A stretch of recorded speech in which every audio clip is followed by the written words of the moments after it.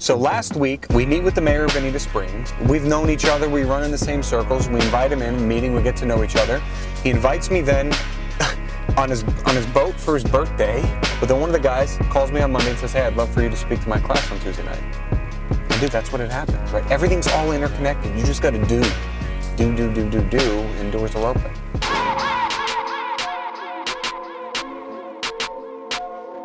Yeah, they see me shining and I'm popping, but I came from the darkness. They don't know what I did to get about it. Well, you should know about it, yeah. Know what I'm trying to accomplish, but all they ever did was doubt it. But God got me through the nonsense. You should know about it, yeah.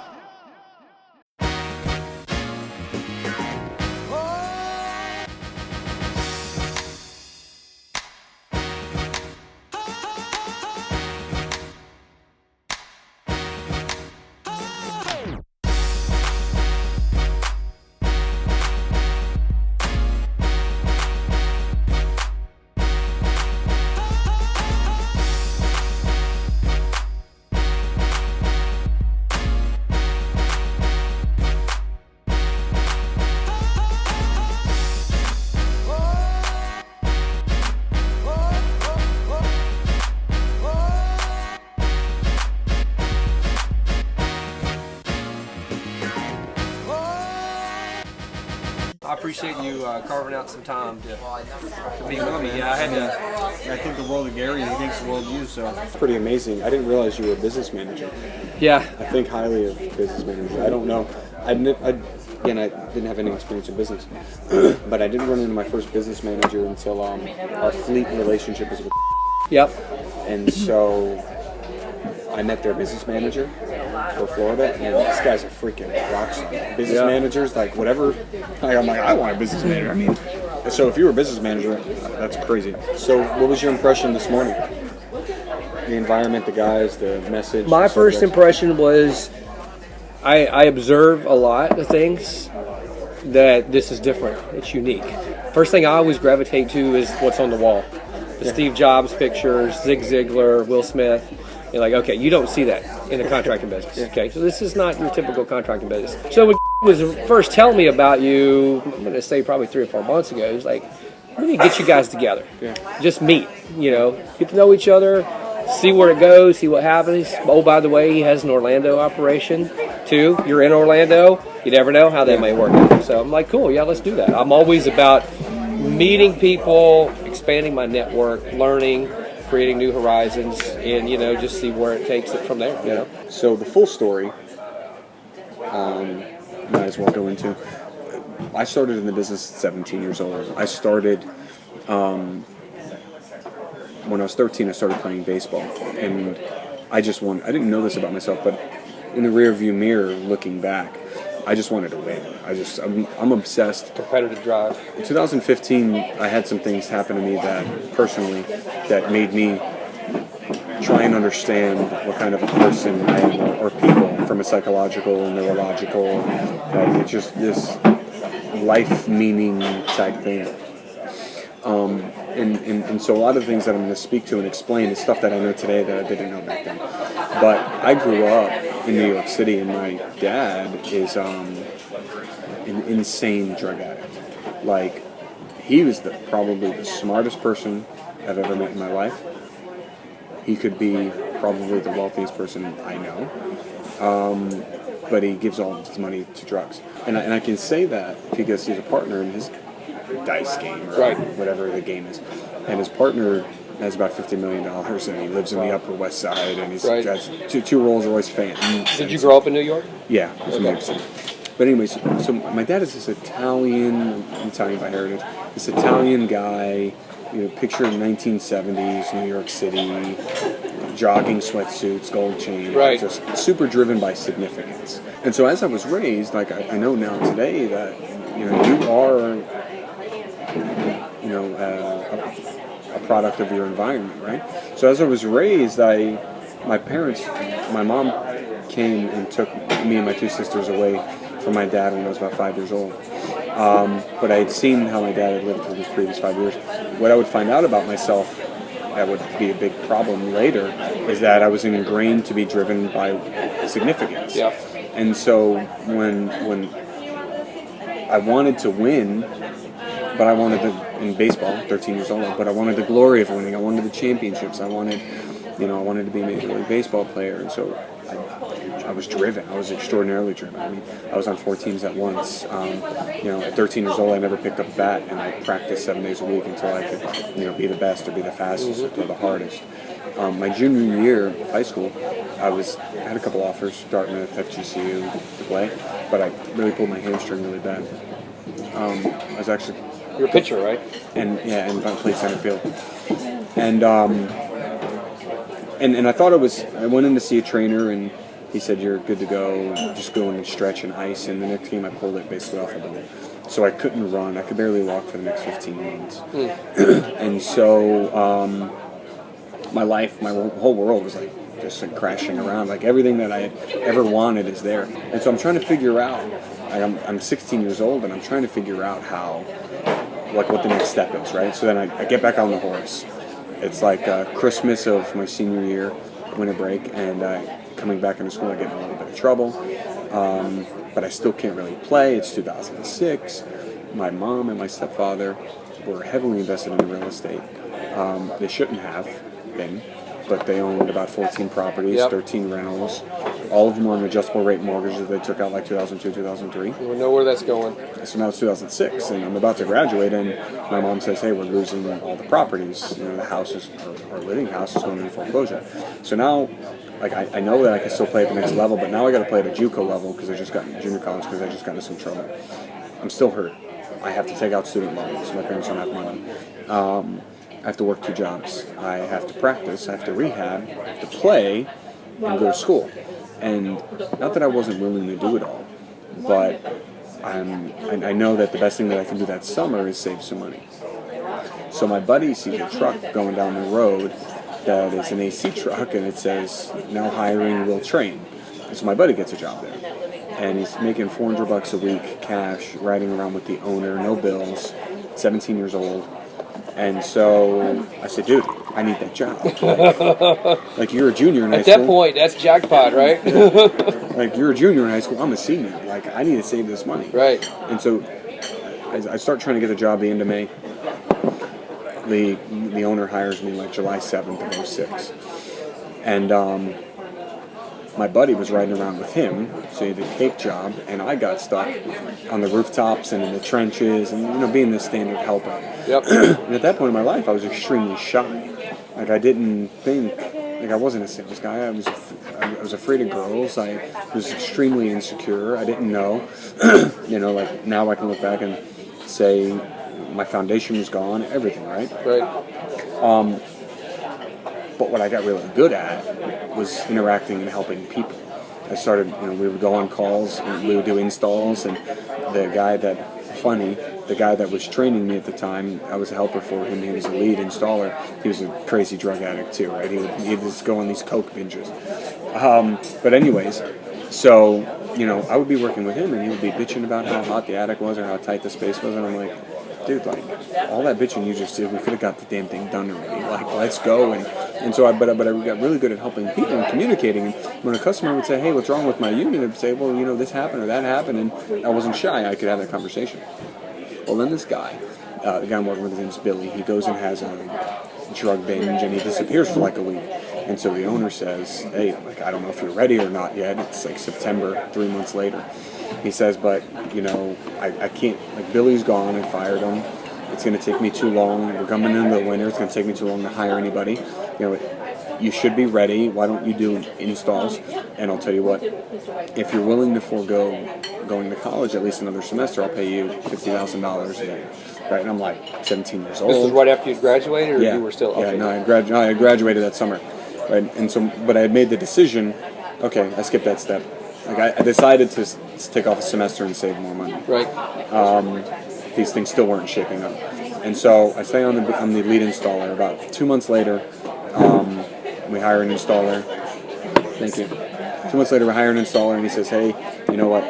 I like running the opportunity calls, the owner.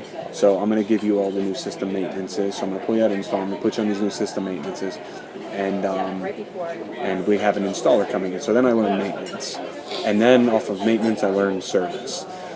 And by January 1st, right about the time, well, probably by like Thanksgiving, Christmas, right about the time I should have been going in the next semester, he offered me like a service position. My first year, so that was the summer of 2006. From June to December, I had made $20,000. You know, I'm living at home. I'm 17 years old. To me, again, I was driven significance. I was driven by money. I was driven by all this stuff as a kid, and so I started doing service. 2006, their company, still around today, but they would end with $448,000 in sales, and that was their year. They'd been open for 10 years, and they didn't advertise at all. It grew completely organic. Okay. My first year in service was 2007. I did 60,000 in sales myself, and so we basically doubled the size of the company with me and the owner both running service, and I did pretty well in 2007. At the end of 2007, he said, "Hey, you know what? Let's build this. I'll put a little team underneath you. They'll run service calls. You'll run opportunity. Basically, have his job." You know, he goes, he's a lifestyle contractor. He wasn't trying to be the biggest guy in town. He wanted to go out on the boat with his family, and he wanted to raise his kids. And all fine. So I started running his service team, and just 2 or 3 guys. I would help him grow it to 2010. We crossed 2011. Now again, this is the worst time in the Great Recession. Right? It's 2010, 2011, 2012. Especially down here. Yeah. So Cape Coral was like the #1 market for foreclosures. Yep. So 2010, we do $1 million. Or I'm sorry, 2010 I do $1 million. The company does about 1.5. 2011 we go to about 2.5. And up until this point, the guy didn't have his contractor's license, so he had a qualifier. He couldn't pass the test. He had a qualifier that was 10% owner. At this point, I'm 21.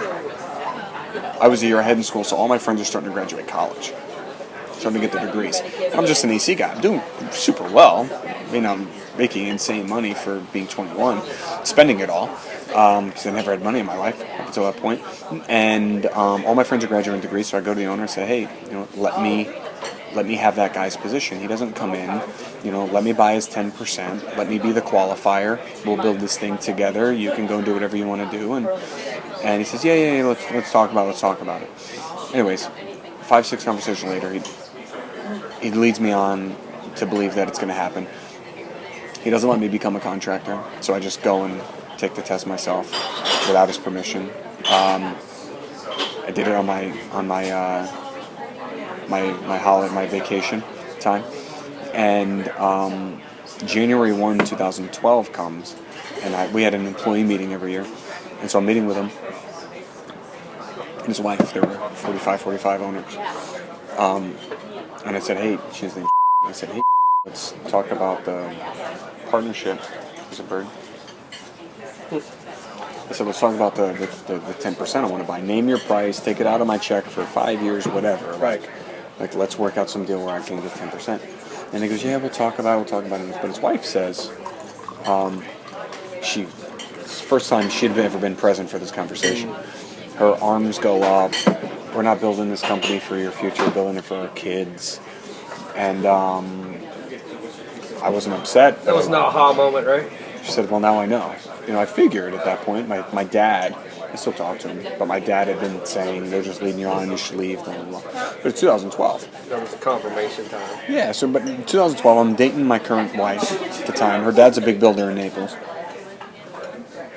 He has a CEO that runs the company. So I'm meeting with my girlfriend's dad at the time, and I say, "Hey, I'm thinking about starting a business." He says, "How much money you got?" I said, "Well, I don't have any money. I haven't saved. I've spent every dollar. And I don't know, I have $5,000 or something." He goes, "Well, it's probably not the best time. You need to be probably better funded. You should get a job." And so he goes, "If maybe you can start a company one day, but you learned the business from this guy that had SmackDown Thursdays, right? This owner would literally, he would wrestle. People quite funny. So my dad, or my father-in-law now, but my girlfriend's dad at the time, says, I mean, you can't go into business after learning the business from a guy that has SmackDown Thursdays. You should probably go and spend at least a year or two with Conditioned Air. He goes, I know the CEO. We built their office. I'll get you an interview. At that time, Conditioned Air was doing about $30 million in revenue. Theo was there? Yeah, Theo's there. And so my father-in-law's like best friends with Theo.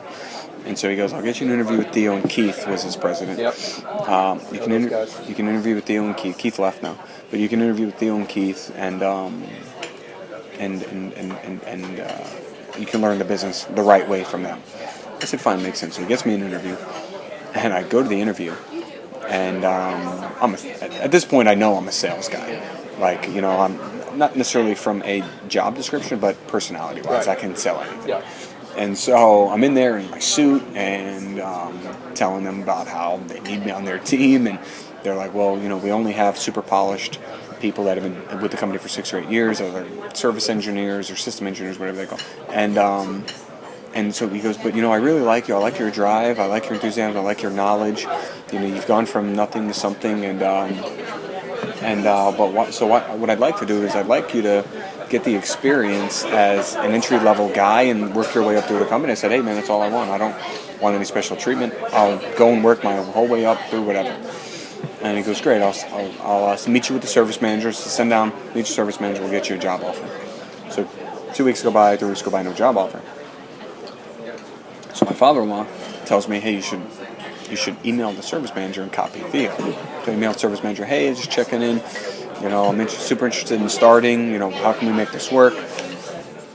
And about a week later, the service manager calls me, and he goes, hey, we'd like to... At this point, I showed him a W-2 for like... because that was about what I was making, sales guy. And I said, he sends me a job offer, calls me, tells me, hey, so we're willing to offer you, start you out on the maintenance side, changing filters and belts, and learning from the ground up for $1,000 a year. And so I said, you mean 90? Like, not that I was expecting a special job. I just wasn't expecting to hear 90. Misunderstood the numbers, right? And I said, I remember, I was at Gulf Coast Town Center. I remember it. I was pulling in. Gulf Coast Town Center was just built. I was trying. And so he goes, no, you know, we're going to start you to the ground. And I said, okay, thanks. I called my father-in-law and I said, hey, maybe I'm misunderstanding something, but the job offer's. And he goes, what? He goes, I mean, like, it is what it is. Like, I didn't expect them to give you like the world, but he goes, I know that their starting plans are, and so I don't even know. He goes, like, I know. I helped them develop his budget. Like, every employee, no matter what, at the rock bottom comes in. Why is he offering me? He goes, I don't know. Just, you know, tell thank you, and we'll figure something else out. So at that point, again, another aha thank you moment. I'm like, the only thing I got to do is start a business.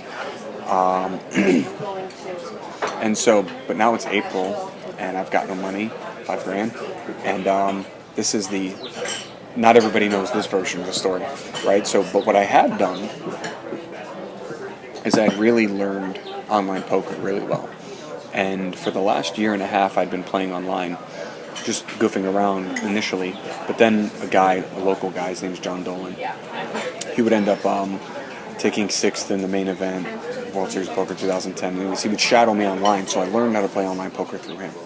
So I said, you know what, I deposited the $5,000 that I had online, and from April to July or so, I built it into $50,000. Wow. And so I cashed out, and that was going to be my Bruno Air starting money. So I decided, once I had officially decided I was going to leave, it was around June of 12. Well, you already had your license at this point, too. Yeah. Usually decided I was going to leave June of 12. And so, dating a girl for 2.5 years at that point, I told her I was going to start my own business. I didn't tell her this, but I planned on turning in my notice in September, giving 60 or 90-day notice because they had my license anyways. I was the qualifier. We got rid of the other guy. They just didn't sell me the shares of the company. I bought an engagement ring. I was going to get engaged December 5th. I was going to be starting my business January 1st. I was going to be turning this whole new page. I wasn't planning on getting married for like 3 years. So I meet with the owner. I think I still have the voice recording because he was so off the handle. I didn't know what he was going to say. So I had my voice memo thing going on my phone. It was at Red Robin at Gulf Coast Town Center. It was like September 20th, 2012. A week after, my wife says, "Hey, when do you want to get married?" I said, "I probably can't get married for like 3 years. I'm starting a business." And how'd that work out for you? She goes, "I'll plan the whole thing. You just show up. We're getting married August 24th. 8 months later." Yep. And so I was like, "Hey, literally, if you're okay with me just showing up, we might be able to pull that off." That's funny.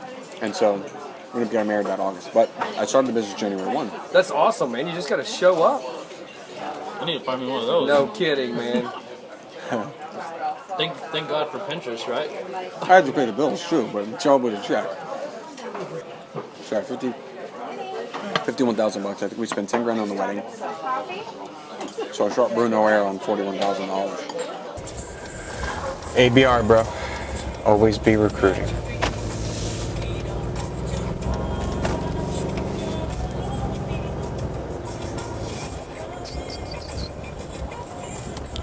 Dude, it's fucking, you guys are crushing it right now. I think we can get the permit application in, no? Yeah, we're going to get the application in, but we have to have a sketch drawing before the acceptance, so we have to draw it real quick. Money in my pocket, checking savings in my wallet. Okay. I can't tell the future, so I listen to the prophet.